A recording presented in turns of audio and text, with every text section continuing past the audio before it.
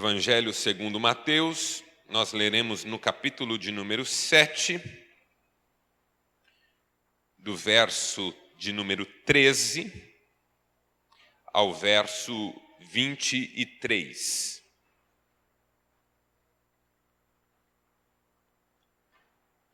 Evangelho de Mateus, 7º capítulo, versos 13 a 23.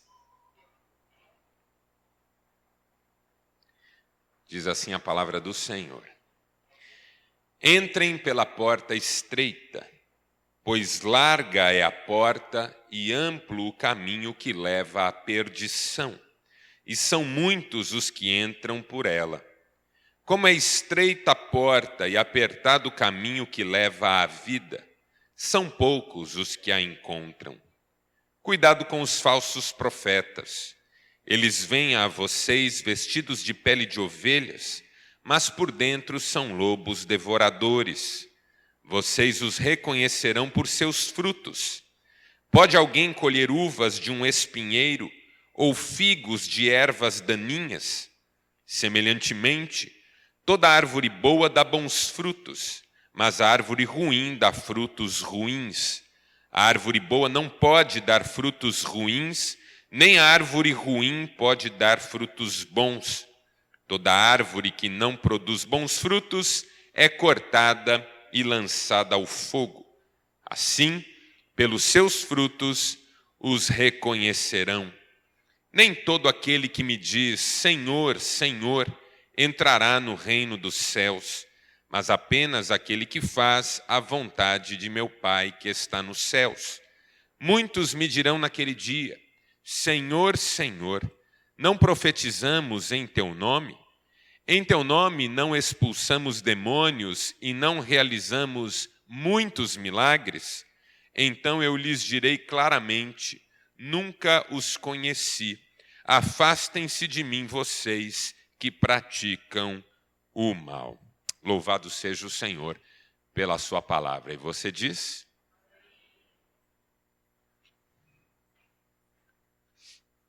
Há alguns anos eu li um livro de um autor chamado Matthew Kelly, chamado Os 7 Níveis da Intimidade. Eu rebatizaria o livro e o chamaria de Os 7 Níveis dos Relacionamentos, porque me pareceu que os primeiros níveis não são níveis de intimidade, mas de relacionamento puro e simples.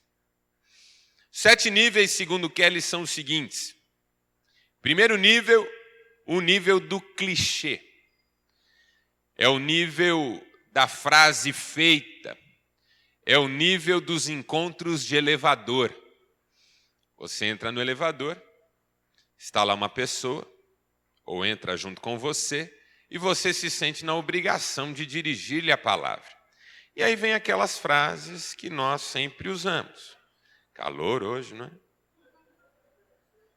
Aí outro responde: calor, espero que refresque um pouco. Chovendo, né? Chovendo. Precisa parar de chover. Calor, precisa chover. E assim por diante. E não vê a hora de o elevador chegar no andar para a gente poder se despedir daquele encontro casual que se manteve no nível do clichê.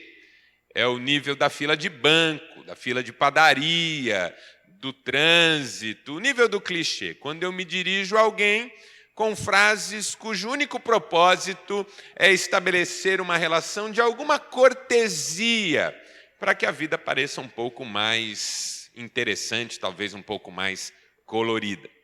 Segundo nível, no livro do Kelly, é o nível do fato.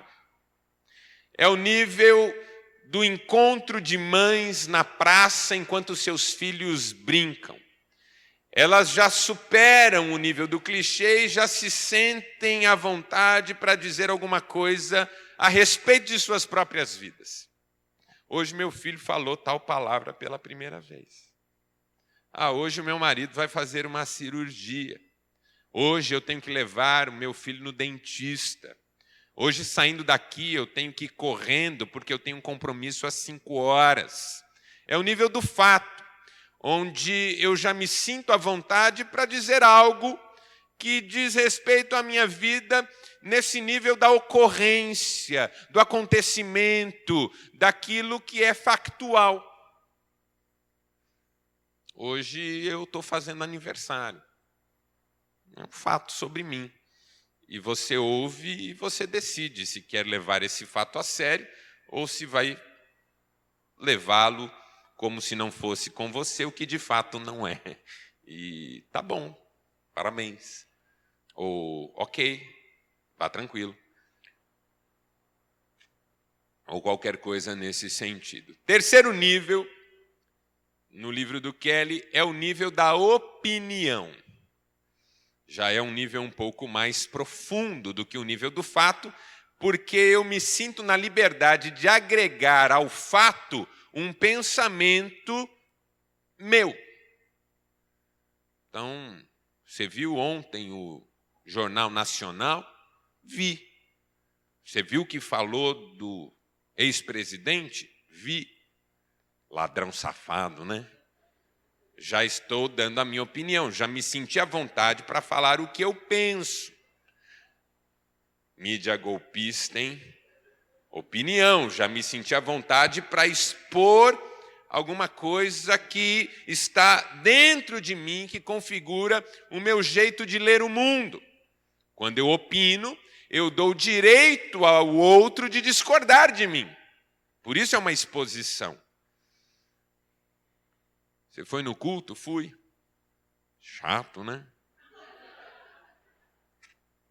Não, achei uma bênção. Pode até começar uma discussão, pode até acabar a amizade. Porque a partir do momento que eu me expus, o outro tem o direito de decidir se ele quer isso na vida dele ou não.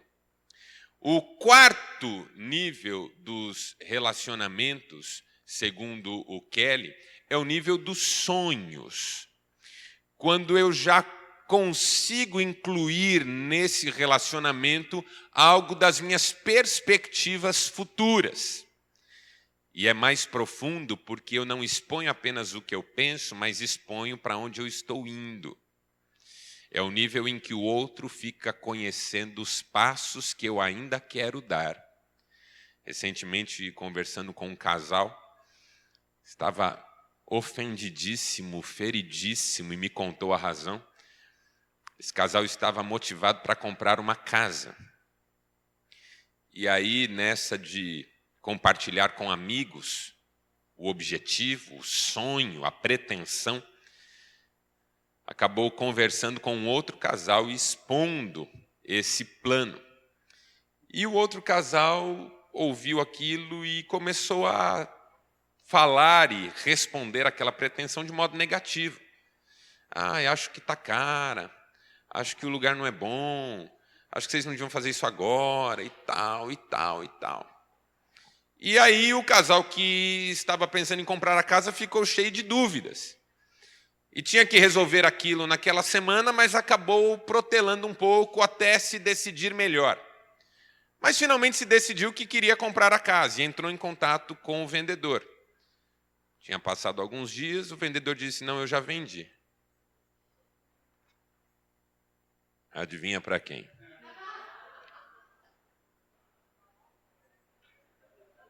Canalhas. Quando você expõe sonhos, você corre o risco de alguém entrar no seu caminho. Então é um nível mais profundo de intimidade. Quando eu exponho opinião, é aqui, fechou, fechou, não fechou, não fechou, quer ser meu amigo, quer, não quer, não quer. Mas quando eu exponho meus sonhos, eu não sei onde de novo essa pessoa entrará no caminho que eu disse que seguiria. Então eu preciso confiar. Quinto nível, o nível dos sentimentos. É o nível em que eu já exponho algo a respeito das minhas emoções. É o nível em que eu já choro diante da pessoa com quem eu me relaciono.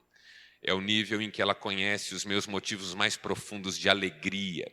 É o nível em que ela conhece os meus medos. É o nível em que ela conhece verdades a respeito da minha constituição psicológica. É o nível em que eu já consigo ser mais frágil diante do outro. No campo dos sonhos, eu me vulnerabilizo porque passo a rota. Mas no nível dos sentimentos, eu me vulnerabilizo porque abro a porta do peito.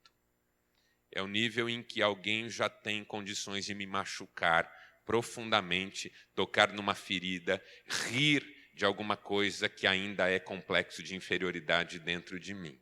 Então eu preciso confiar muito. Sexto nível. Segundo Kelly, é o nível do fracasso. É quando o relacionamento chega a tal profundidade que eu já sinto coragem de mostrar o lado B da vida. A minha parte oculta, os meus erros que me envergonham, as minhas fraquezas do caráter. É quando eu já sinto no outro a força de um confidente. Eu hoje fiz algo que eu não contei para ninguém ainda. E eu só vou contar para você porque você é muito meu amigo e eu sei que você vai me ajudar. É um nível muito, muito profundo. 90% das pessoas não chegam nele nos seus relacionamentos. Nem entre maridos e mulheres. O marido não tem a menor coragem de contar para a esposa algo do seu lado B. Porque ele acha que ela vai criticá-lo, destruí-lo e até mesmo pensar em abandoná-lo. Então ele esconde isso dela. A esposa não fala para o marido de jeito nenhum o que acontece no lado B da vida dela, porque ela teme o que ele vai fazer com isso. 90% das pessoas não chega nesse nível de relacionamento. Mas o sétimo nível, segundo Kelly, é o nível da necessidade legítima, que é um nível muito curioso no livro 7 Níveis da Intimidade. É o nível do preenchimento pleno. É o nível em que o outro não é apenas alguém com quem eu me sinto seguro e à vontade, mas é alguém cuja existência impacta e abençoa profundamente a minha existência, de modo que a minha existência é revolucionada e totalmente suprida nesse relacionamento, e eu já não temo o amanhã, e eu já não temo o futuro, e eu já não tenho mais lacunas emocionais a preencher. E aí a pergunta é se existe algum nível, mesmo matrimonial, que seja capaz de se estabelecer nas relações humanas. Aí eu fiquei pensando que eu posso me relacionar com Deus em todos esses níveis. Eu posso me relacionar com Deus no nível do clichê. Incrivelmente. A frase pronta. O Deus tenha misericórdia de mim.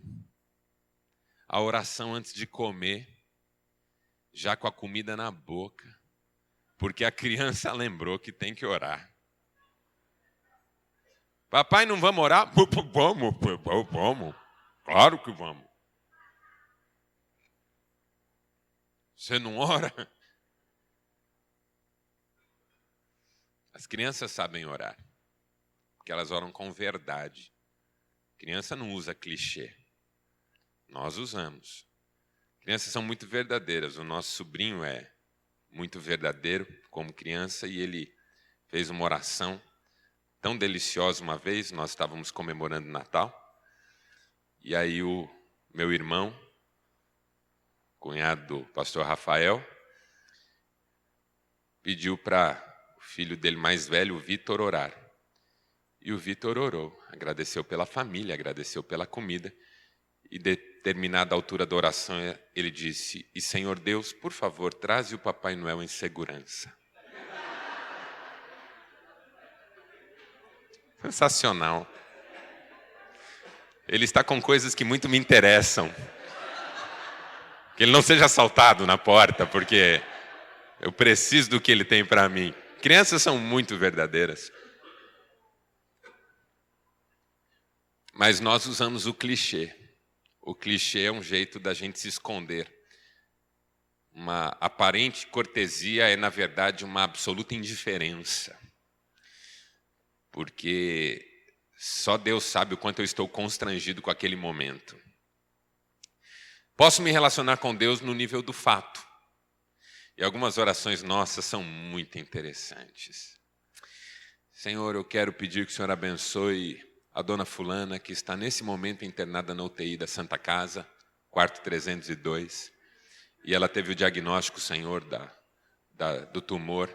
E os médicos falaram que não há mais expectativa de cura humana. Mas o Senhor sabe que nós estamos orando porque nós cremos, ou seja, eu estou passando para Deus uma série de informações que eu imagino Ele desconhece.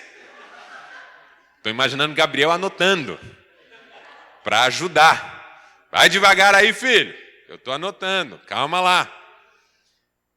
Jesus disse assim: quando vocês orarem, não sejam como os pagãos, que acham que pelo muito falar serão ouvidos. Posso me relacionar com Deus no nível do fato. Posso me relacionar com Deus no nível da opinião. É quando eu já me atrevo a dizer: Senhor, se o Senhor não fizer algo, eu acho que vai tudo desmoronar. Senhor, se o Senhor não curar agora, essa família vai se perder. Senhor, se o Senhor não me abrir uma porta de emprego, eu não vou mais conseguir manter meus compromissos, não vou dar mais dízimo, e ainda por cima minha família vai ter dúvidas a seu respeito. Eu estou passando a minha opinião para Deus. Eu acho que Ele não entendeu ainda como é que funciona isso aqui. Uma vez um sujeito orou dizendo: Senhor, se o Senhor me abençoar nesse projeto, eu vou investir em missões, vou sustentar missionários, pessoas vão te conhecer no mundo inteiro, de modo que meu projeto será essencial no teu reino.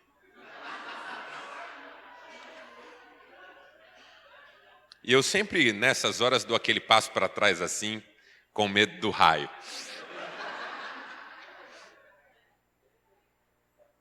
Obrigado. Nível da opinião. Posso me relacionar com Deus no nível dos sonhos. Colocar diante de Deus aquilo que eu pretendo, que eu desejo, onde eu quero chegar. Falar com Deus sobre os planos. A Bíblia diz isso. O coração do homem pode fazer planos, mas a resposta certa dos lábios vem do Senhor. Todos os caminhos do homem são puros aos seus olhos, mas o Senhor avalia o espírito. Consagre ao Senhor tudo que você faz e os seus planos serão bem-sucedidos. Então, é bíblico que eu coloque diante de Deus os meus sonhos. E eu faço isso. E, quando sou crente, peço que Ele corte o que precisa ser cortado dos meus planos, reoriente o que precisa ser reorientado, porque, afinal de contas, mais importa que eu viva os planos dEle do que eu viva os meus. Eu posso me relacionar com Deus no nível dos sentimentos. Me emocionar diante do Senhor, chorar, derramar o coração, confessar meus medos, passar por momentos de catarse diante da presença de Deus. Nós vivemos um tempo em que a igreja evangélica é bastante sentimental. E ela vive a relação com Deus no campo das emoções. E mesmo quando isso não interfere muito na ética, na conduta, nos relacionamentos interpessoais, o fato é que tem muito valor do ponto de vista do alívio das tensões emocionais. Porque eu posso me relacionar com Deus no nível do sentimento, e é bíblico que eu faça isso, porque os salmistas fizeram isso muito. Choraram diante de Deus, se derramaram diante de Deus, fizeram perguntas sem sentido teológico, mas com absoluto sentido prático, como, por exemplo, até quando, Senhor, esquecer-te-ás de mim para sempre? São possibilidades. Agora, não é todo mundo que chega no nível do fracasso na presença de Deus, que confessa pecado, que joga limpo. O fariseu não chegou nesse nível, porque ele entrou e bateu no peito e disse: eu te agradeço porque eu faço tudo certo e não faço nada errado. E o Senhor disse: ele não saiu justificado. Mas o publicano que bateu no peito e disse: eu sou pecador, esse saiu justificado. Porque é um nível de muita intimidade. Quando a gente diz para Deus: eu não valho nada, e eu preciso derramar essa minha pequenez moral diante do teu altar, eu preciso derramar essa minha pequenez diante do teu trono, eu preciso contar com a tua graça. Nós estamos vivendo dias perigosos em que a cristandade não confessa mais pecado. Ela só chega até o nível dos sonhos no relacionamento com Deus. Os sentimentos, nem sempre. E os pecados, então, quase nunca. Mas o 7º nível é o que interessa na relação com Deus. É o nível da necessidade legítima. Quando o Senhor é tudo para nós. Quando a gente diz, a quem tenho eu no céu senão a ti? E na terra não há quem eu deseje mais do que a ti. É o nível do buscar primeiro o reino de Deus e a sua justiça, e todas as coisas, aleluia, serão acrescentadas. É o nível do descanso da alma. É o nível em que a provação não põe em xeque a convicção. É o nível em que o afastamento relacional não gera mágoa, nem ódio, nem rancor, nem decepção. É o nível em que as ausências não são percebidas como ausências, porque a presença dele a tudo preenche e a tudo toca. É o nível em que eu digo, Senhor, tu és. É o nível de Jesus. O Pai me ama e eu amo também. E eu tenho um alimento para comer, é fazer a vontade do meu Pai. É o nível em que Deus preenche a nossa vida, é o nível da plenitude do Espírito Santo, onde o Espírito Santo efetua em mim o querer e o realizar, onde o Espírito Santo me ensina por onde ir, por onde andar. É um nível em que vivo não mais eu, mas Cristo vive em mim. E esse viver que eu agora vivo na carne, eu vivo pela fé no Filho de Deus que me amou e a si mesmo se entregou por mim. É um nível profundo a que a igreja é chamada. O que tudo isso tem a ver com o nosso texto? Eu vou gastar mais um pouco da sua paciência. O Sermão do Monte é uma das peças mais impressionantes da Bíblia Sagrada. Jesus trata tudo neste sermão, em que ele, tratando tudo, não trata do diabo, o que é muito emblemático e substancial, porque o diabo é como um nada que ocupa espaços que estavam ocupados por um outro nada. É aquela tese de Jesus de que ele só ocupa a casa vazia, mas quando a casa está cheia, ele não tem para onde voltar. Até abrindo um parênteses, tem aquele texto tão maravilhoso em que os discípulos voltam da missão e dizem assim, Senhor, em teu nome até os demônios se nos submetem. E Jesus diz assim, eu vi Satanás caindo do céu como um relâmpago. O que Jesus está dizendo é, o que vocês viram não é tão importante assim. Eu vi ele cair do céu como um relâmpago. O que vocês veem é consequência daquilo que eu vi. Vocês expulsam o diabo, não porque vocês se tornaram mais fortes que ele, mas porque vocês descobriram que a tragédia dele já começou lá atrás. Satanás é um errante. Ele foi expulso do céu e agora ele fica tentando achar um espaço para se encostar. E ele fica nesse espaço até que alguém chegue e o mande sair. Ele é como o andarilho que fica procurando um lugar para dormir. E aí ele deita na porta da sua loja. Mas quando você chega de manhã, você diz, rapaz, sai daqui que aqui não é lugar não. E ele sai porque ele vai ter que achar outro. Então alegrem-se, disse Jesus. Não porque os demônios se submetem. Porque isso é o absolutamente normal do reino. Desde que eles foram expulsos, eles são errantes e eles têm que obedecer quem os enxote. Alegrem-se, porque vocês foram convidados a morar lá. Porque o nome de vocês está escrito no livro da vida. Alegrem-se, porque Deus sabe quem vocês são. Então, num sermão onde Jesus fala sobre tudo, ele omite a questão do diabo, o que é muito sugestivo. Na primeira parte do seu sermão, Jesus fala sobre a nossa identidade no reino de Deus. Capítulo 5, primeiro verso ao verso 16. E essa identidade é legal porque ela é uma identidade feliz de um lado e missionária de outro. É a identidade dos bem-aventurados, mesmo quando as coisas não vão bem, e nós falamos ontem sobre felicidade.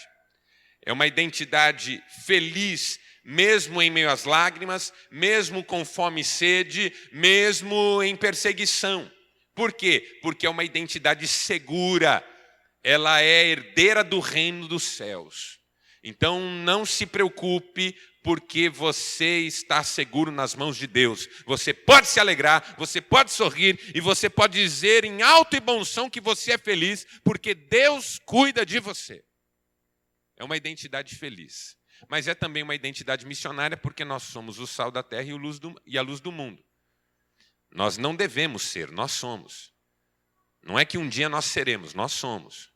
O problema é que às vezes o sal perdeu o sabor e a luz está num lugar escondido que não consegue iluminar, mas ela deve brilhar diante dos homens para que vejam nossas obras e glorifiquem o Pai. Então a nossa identidade é uma identidade feliz e missionária, porque nós estamos seguros em Deus e somos uma bênção na nossa geração. A partir do versículo 17 do capítulo 5, isso vai até o 48, Jesus fala sobre a ética do discípulo no reino de Deus, a nossa ética, que é uma ética do coração e não das aparências. Então a justiça de vocês tem que exceder em muito a dos escribas e fariseus. A justiça de vocês tem que ser exercida diante do Pai com profundidade de alma. Vocês ouviram o que foi dito aos antigos, não matem, mas eu digo para vocês, não odeiem. Vocês ouviram, não adulterem, mas eu digo para vocês, não olhem com intenção impura. Vocês ouviram, olho por olho, dente por dente, mas eu quero que vocês amem os inimigos e orem pelos perseguidores. Vocês ouviram o que foi dito, mas eu quero que vocês vão mais longe, porque a identidade de vocês é outra. Vocês são os felizes do reino, vocês são sal e luz do mundo, vocês precisam ir além do que a cartilha da religião determina. Sejam perfeitos, como perfeito é o Pai de vocês. E, obviamente, essa perfeição não é uma perfeição moral nem natural, mas é a perfeição dessa percepção de que a ética é do coração e não do comportamento. Porque os perfeitos de Deus são esses que, mesmo sendo imperfeitos, reconhecem que não há nenhuma perfeição de conduta que não tenha nascido primeiro no coração. É o coração que importa. E é o coração que vocês devem entregar diante de Deus. Aí quando chega o capítulo 6, primeiro verso até o 34, Jesus vai trabalhar os aspectos dessa espiritualidade no reino de Deus. Por quê? Partindo da minha identidade e revolucionando a minha conduta, agora eu entendo o que é espiritualidade livre dos condicionamentos da religião. Quando você for dar esmola, não fique anunciando o que você está fazendo, porque não importa quem você está ajudando e como, importa que você faça na presença de Deus e o Deus que vem em secreto vai recompensar você. A esmola que é a dimensão da espiritualidade judaica que diz respeito à relação com o outro. Quando vocês forem orar, Jesus diz, dimensão do relacionamento que diz respeito a Deus, não sejam como aqueles que oram nas praças para serem vistos, uma religiosidade aparente. Mas entrem no quarto e fechem a porta. Falem com o Pai que vê em secreto. Isso é, das frases que estão no Sermão do Monte, essa é uma que não pode passar despercebida. Porque o natural seria que Jesus dissesse, fale com o Pai que ouve em secreto. Mas o Pai não ouve em secreto, o Pai vê em secreto. Porque oração é muito mais alguma coisa que Deus vê do que alguma coisa que Deus ouve. Porque as palavras não o enganam. As palavras não o enganam. Ele é o Deus que me sonda e me conhece. Ele sabe tudo a meu respeito. Antes que a palavra chegue à minha boca, Ele já conhece toda.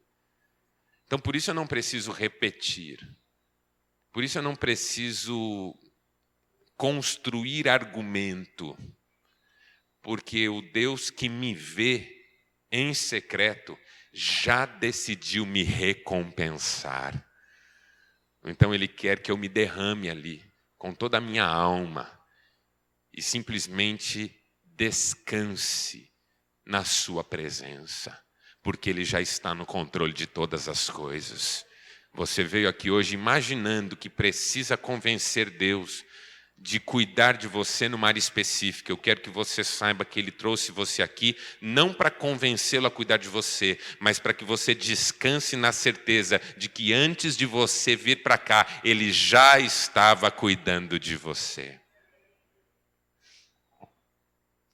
Quando você for jejuar, e o jejum é a terceira instância da espiritualidade judaica, relacionamento com outro, esmola. Relacionamento com Deus, orações. Relacionamento comigo mesmo, jejum. Porque o jejum é uma autodisciplina. Jejum é a alma dizendo para o corpo que as necessidades dele não têm a primazia. Por isso a nossa visão de jejum precisa ser revolucionada nos dias de hoje. Porque jejum, das duas uma, ou é greve de fome ou é regime. Se eu deixei de comer, mas não me consagrei às orações e à disciplina espiritual, eu estou fazendo regime. Eu deixei de comer. Vou emagrecer alguma coisa aí. Tá bom também. Se eu deixei de comer porque eu acho que isso vai sensibilizar a divindade para atender a minha motivação, então eu estou fazendo greve de fome. É como o cara que se acorrenta ao poste até que o juiz lhe ouça. Então ele faz greve de fome. Se ninguém lhe der ouvidos, ele morre ali. Isso, para quem é crente, não faz o menor sentido. Porque eu não preciso sensibilizar Deus, Ele é que precisa me sensibilizar. Eu é que não estou enxergando o que Ele já está fazendo na minha vida. O que Ele tem para mim é sempre o melhor. Todas as coisas cooperam para o meu bem, aleluia. Então, quando você jejuar, passa uma água no rosto. Não deixa ninguém saber, não. Eu tenho pavor quando alguém sobe no púlpito e diz, hoje completa tantos dias que eu estou jejuando. Tenho pavor disso, porque por mais que isso possa parecer tão maravilhoso, é pecado. Porque Jesus mandou não fazer isso. Jesus disse que essa é uma questão entre você e Deus. Essa é uma questão entre você e o Senhor. Então, lave o rosto. Não jejue em dia de aniversário. Você vai numa festa hoje à noite, não é hora de jejuar. E aí vai uma coxinha? Não gosto de coxinha? Não, estou em jejum. Ah, vai te catar, irmão. Coisa chata. Espiritualidade aparente. Quando eu sei quem eu sou e sei que o que vale é o coração, a minha espiritualidade não é mais aparente, ela é no trono. Ela é no trono, é diante de Deus. Porque eu não quero ser reconhecido como um espiritual religioso. Eu quero ser conhecido como um cristão que ama o seu próximo e que se alegra pela vida dele. E que quando ora não para se mostrar, mas para com isso abraçar o irmão e dizer, eu estou com você nisso. Por isso que o texto subsequente, ainda no capítulo 6, é o texto da ansiedade. A partir do versículo 25, Jesus diz, não estejam ansiosos. Por quê? Porque a partir do momento que eu sou desafiado a não fazer mais nada para mostrar, mas e aí, eu vou colher o que disso? Se eu não vou fazer mais nada para mostrar, qual vai ser o benefício disso? Se eu der esmola e não puder dizer que fui eu, e quando eu precisar? Não vou poder dizer, olha, lembra que...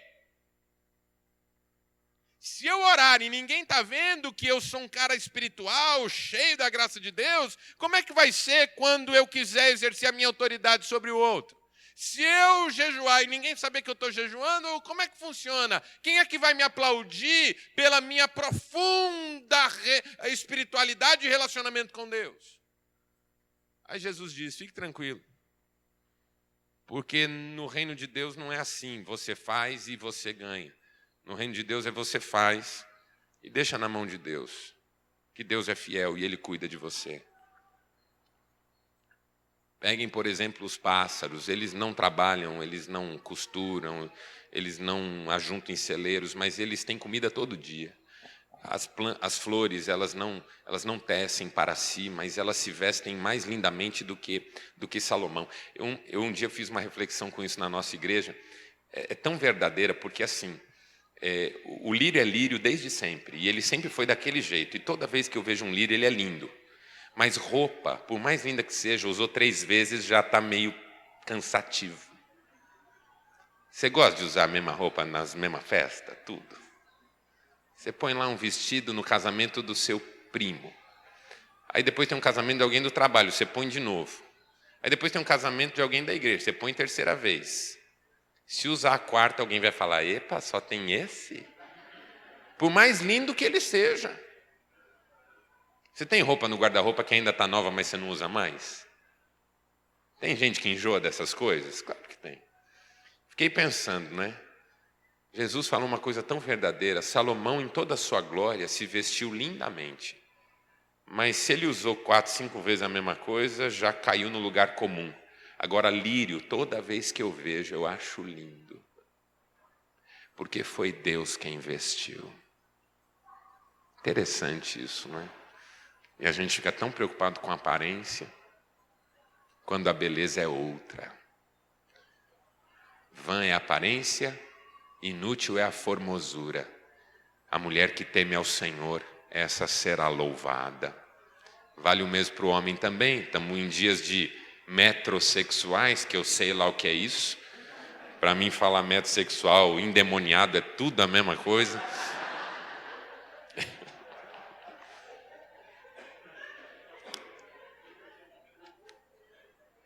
Jesus termina esse trecho dizendo: busquem em primeiro lugar o reino de Deus, sua justiça, tudo será acrescentado. Deixem os cuidados do amanhã no amanhã, porque o amanhã trará o seu mal. E aí, quando vem o capítulo 7, que é onde nós estamos hoje, e eu vou já caminhar para a nossa fase final de reflexão, capítulo 7 começa com uma orientação muito profunda sobre os relacionamentos, do primeiro verso ao verso 12. Primeiro mandando que nós não julguemos ninguém. Por quê? Porque quando você julga alguém, você faz uma coisa muito ruim para você. Porque você estabelece um critério que será usado contra você. Quando você diz, esse outro é e por isso, você está dizendo, eu sou e por isso. E isso vai pesar contra você. Então, antes de ajudar o irmão a tirar o cisco do olho dele, tire a trave do seu.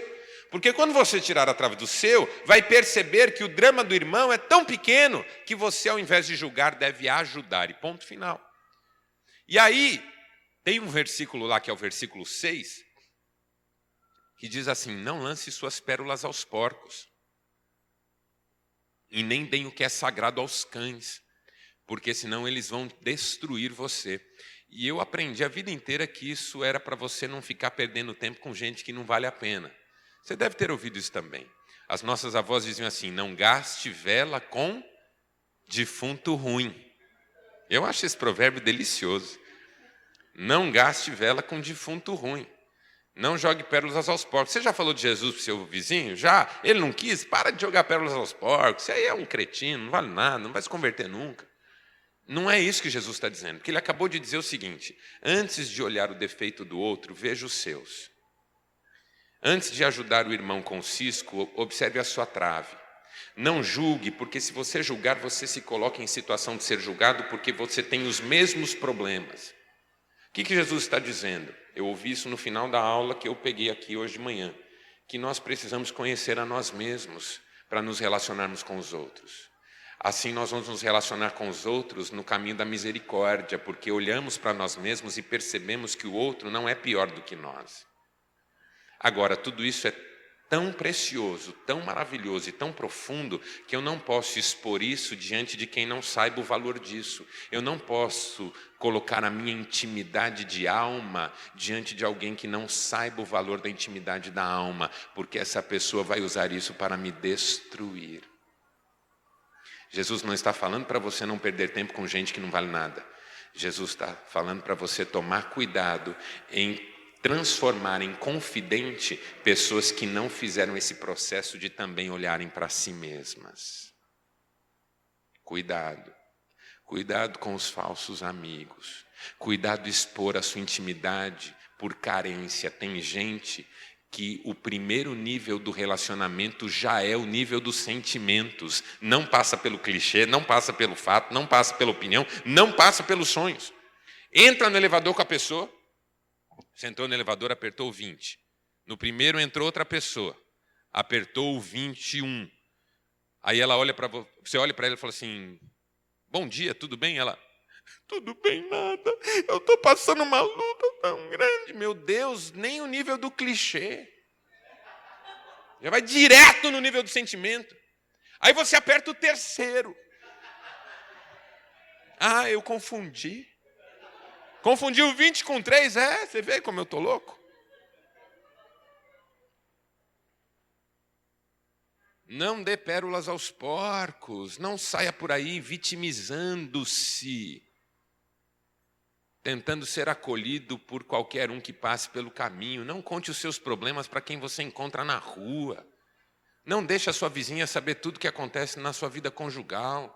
Não fique falando para irmã, para irmão, para parente. Por isso que o versículo 7 diz: pedi, dar-se-vos-á, buscai, achareis, batei, abrir-se-vos-á. Não é um texto sobre tudo que eu desejo, Deus vai fazer. É um texto sobre Deus não vai me rejeitar por eu ter essa trave no olho. Quando eu me aproximar e pedir para Ele me acolher, Ele vai me acolher. Quando eu me aproximar e buscar, Ele vai me atender. Quando eu bater nessa porta, Ele vai abrir para mim, porque Ele é o meu Pai. Aí o versículo 12 faz sentido. Tudo que você quer que façam para você, ou seja, tudo que você queria era encontrar um confidente fiel, era poder expor a sua intimidade de forma plena e madura, tudo que você queria era ser aceito na verdade sobre você e não precisar fingir mais, tudo que você queria é ter uma identidade segura, feliz, missionária, tudo que você quer é ter uma ética do coração, uma espiritualidade franca, leve, sincera, tudo que você queria era relacionamentos saudáveis e agora você vai se colocar como alguém que pode oferecer isso ao irmão. Porque você recebeu de Deus. E quem recebe do Senhor não precisa mais demandar isso do outro. Pode olhar para o outro e dizer: conte comigo, eu quero ser bênção na sua vida. E aí quando vem o verso 13 que nós lemos, Jesus diz 4 coisas que com elas eu vou concluir. Jesus diz primeiro: cuidado com os falsos profetas que vão tentar levar vocês por um caminho diferente desse. Porque o caminho da intimidade é estreito. O caminho que nasce da identidade segura e feliz. Passa pela identidade missionária. Transforma a ética em questão do coração. Vive a espiritualidade como relacionamento com Deus e não como condicionamento religioso. E dá ao irmão aquilo que antes se queria para si. Está aí um caminho que não é qualquer um que está a fim de fazer, não. Mesmo entre os cristãos. É um caminho estreito. Não é um caminho pedregoso, cheio de obstáculos. Não foi isso que Jesus disse. Ele só disse que é um caminho estreito. Por quê? Porque em caminho estreito você não tem condições de ficar zigue-zagueando. Caminho amplo permite que você fique mudando de pista, não é assim? Caminho estreito não permite que você defina o modo da sua viagem. Você tem que ir pelo caminho, é só aquele.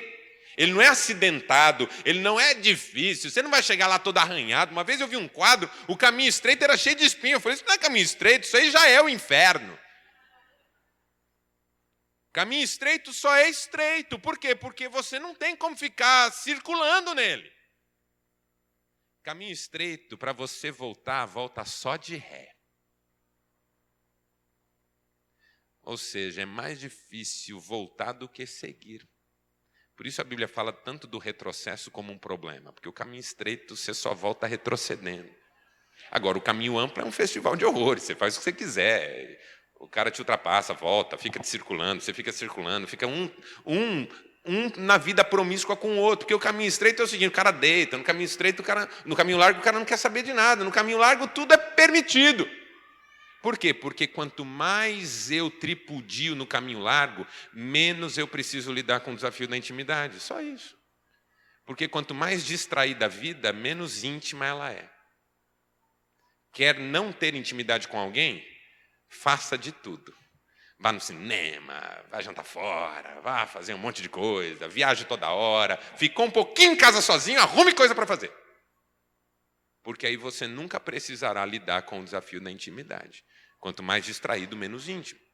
Segunda coisa que Jesus diz é: vocês reconhecerão os falsos profetas pelo fruto. Não é só pela mensagem da porta larga, mas é também pelo fruto, que é um fruto terrível. As pessoas que você vai respeitar e que vai assumir como verdadeiros profetas na sua vida são aquelas que aceitaram o desafio da intimidade e hoje têm frutos de um relacionamento maduro com Deus. Elas não voltam a incorrer nos mesmos erros de perda de identidade, de ética mascarada e comportamental, sem conexão com o coração. Como Jesus disse, esse povo me honra com seus lábios, mas seu coração está longe de mim. Não vai produzir o fruto de uma espiritualidade autopromotora, uma espiritualidade propagandista. Vai ser uma pessoa discreta, serviçal, abençoadora, que não tem problema em se ajoelhar e lavar os pés do irmão, porque quem sabe quem é pode ser menos. Quem não sabe quem é precisa sempre ser mais, mas quem sabe quem é pode ser menos. Então, veja os frutos. Pare de analisar a vida pelas aparências. Gente íntima de Deus, que tem necessidade suprida em Deus. Quando eu chego no nível da intimidade, da necessidade legítima, as aparências não importam mais. Não importam mais. Eu sou Samuel na casa de Jessé, ouvindo diante do mais velho, que eu não devo atentar nem para a sua aparência, nem para a sua formosura, porque Deus não conhece como o homem conhece, Deus conhece o coração. A terceira coisa que Jesus diz é: cuidado, para você não se tornar uma pessoa que fala, mas não faz.